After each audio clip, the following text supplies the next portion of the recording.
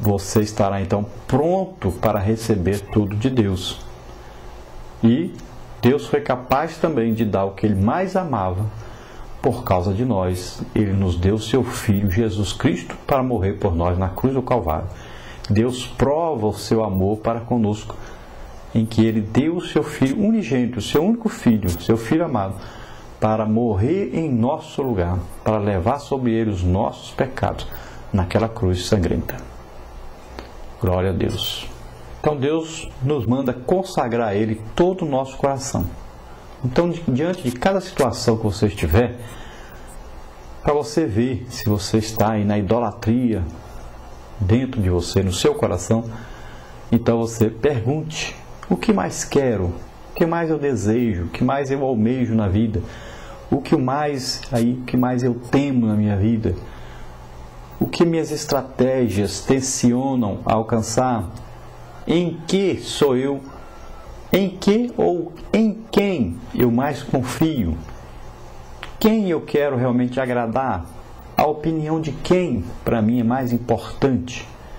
O que eu estou realmente amando? O que eu estou realmente odiando? O que me dá maior prazer, felicidade ou deleite?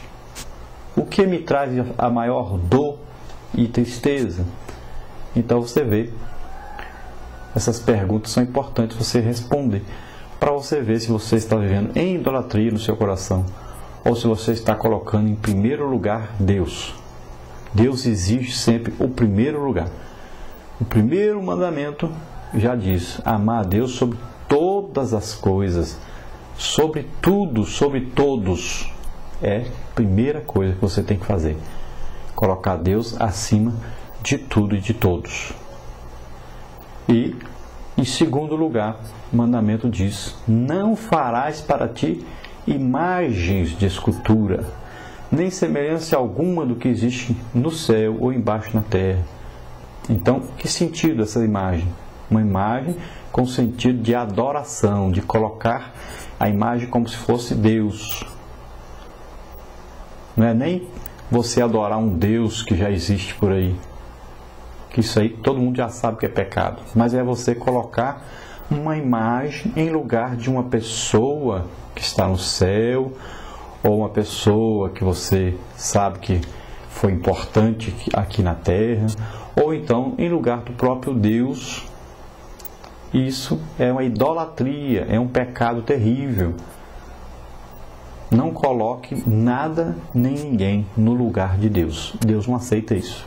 Bom, na nossa leitura, então, nós vimos aí Paulo falando das coisas sacrificadas aos ídolos, no capítulo 8, versículo 1. Paulo, então, lida com as perguntas aí feitas pelos coríntios, principalmente, então, a respeito de alimento oferecido a ídolos, se é permitido comprar e comer tal alimento, e participar também de festas em templos idólatras. Então, ao lidar com esse assunto, Paulo revela um princípio importante, segundo o qual os cristãos de todos os tempos devem viver. Este princípio aplica-se, então, a quaisquer atividades questionáveis que possam tentar algum crente a pecar e arruinar-se espiritualmente. O Espírito Santo deu instruções, o apóstolo Paulo diz bem claro, por intermédio de Paulo, no sentido do cristão sempre agir com amor para com os irmãos na fé. E isso requer abnegação, requer amor. Tudo parte do amor.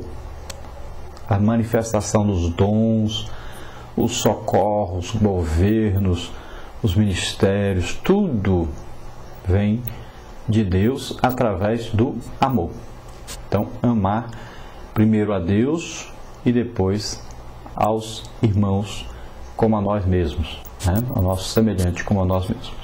Então isso significa imitar nossa própria liberdade e deixar de lado todas as atividades questionáveis a fim de não ofender ou enfraquecer as convicções sinceras de outros cristãos que se consideram firmados em princípios bíblicos.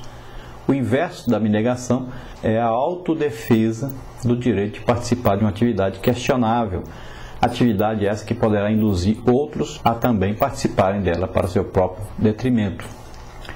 Então, o apóstolo Paulo está dizendo que o amor cristão faz com que você deixe isso. Largue essa festa para lá, né? Não vá, não participe, porque isso pode ocasionar aí um detrimento na fé de um novo convertido ou de um fraco na fé. Então você não vá. Não vai fazer mal? Não fique teimando, insistindo, não vá. O amor cristão faz com que você muitas vezes sofra, né? Perca alguma coisa que você considera legítima, normal. Mas você não deve ir, não deve fazer, por causa daquele que é fraco na fé, daquele que às vezes é um novo convertido. No versículo 2 ele pergunta: ainda não sabem? Aqueles que baseiam o seu direito de participar de coisas duvidosas, conforme o seu conhecimento ou entendimento amadurecido, demonstram que na realidade nada sabem como convém saber. Nosso conhecimento nessa vida é sempre incompleto e imperfeito também. Por isso, nossas ações devem basear-se primeiramente no amor a Deus e ao próximo. Se o amor for o nosso elemento determinante, recusaremos participar de qualquer atividade que possa fazer um único crente tropeçar e caminhar para a sua ruína eterna.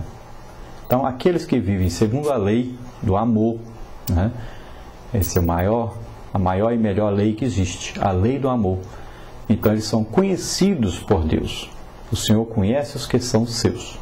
Então, o apóstolo Paulo afirma que aqueles que praticam isso, que vão a essas festas ou participam dessas reuniões, dessas procissões, dessas coisas de idolatria, eles estão pecando contra Cristo. Então, aqueles que, pelo seu exemplo, levam outros ao pecado e à ruína espiritual, pecam não somente contra aquela pessoa que estão fazendo isso, mas também contra o próprio Cristo. Então, é assim considerado isso aí, aqueles que cometem esse pecado grave, né? O propósito da morte de Cristo é assim considerado de pouco valor em comparação aos desejos egoístas dessa pessoa. Então você não está considerando a salvação dessa pessoa tão importante. Você não está considerando o sacrifício de Jesus tão importante, que você não dá valor a esse cristão que vai às vezes se desviar, ou vai se entristecer, vai piorar a vida dele, a caminhada dele, vai atrapalhá-lo na sua vida futura. Então, se você não considera isso, se você não dá valor a isso, você está, na verdade, pisando no sangue de Cristo. No capítulo 10, versículo 16, Paulo diz então sobre o cálice de bênção. Ele diz: o cálice que tomamos na ceia do Senhor tipifica então a morte de Cristo, o sangue de Cristo, né? Seu sofrimento aí sacrificial pelos pecadores. Então, a comunhão do sangue de Cristo refere-se então à participação do crente na salvação provida pela morte de Cristo. É o corpo de Cristo ali ceando, participando, sabendo que Jesus levou sobre ele os nossos pecados, derramou o seu sangue, sofreu por nós na cruz do Calvário. Nós estamos aí unidos em Cristo, nesse corpo de Cristo, mas a cabeça desse corpo é Cristo. Então, as Escrituras nos ensinam que realmente o pão e o vinho são representações do corpo e do sangue de Jesus. Não é que seja transformado, que seja igual, né? Nós não vamos comer o corpo de Cristo. Nós não somos antropófagos, né? Jesus, quando tomou a ceia, participou da ceia, ele não comeu o seu próprio corpo, nem tomou o seu próprio sangue. Nem os discípulos fizeram isso. Os discípulos não tiraram pedaço de Jesus. Mas ali é uma significação, né? É um memorial, né?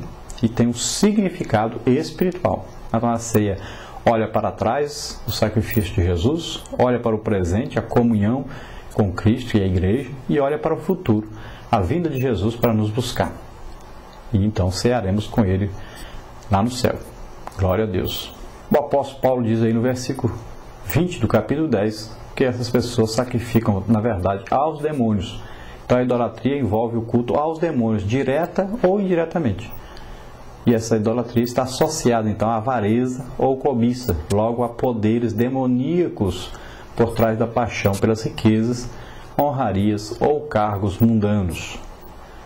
Então esse desejo descabido, né, de ter poder, de ser honrado, de ter um cargo importante no mundo, de ter grandes riquezas, tudo isso vem, a raiz está em Satanás.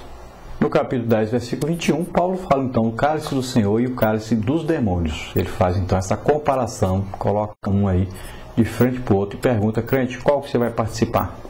os dois não pode. Então ficar em cima do muro e participar dos dois não pode. Tem que decidir qual lado você vai. Então participar da ceia do Senhor é compartilhar da redenção de Cristo. Do mesmo modo, participar de festas idolátricas é compartilhar ou participar com os demônios. O erro de alguns em Corinto era não distinguir entre retidão e impiedade, entre o santo e o profano, entre o que é de Cristo e o que é do diabo.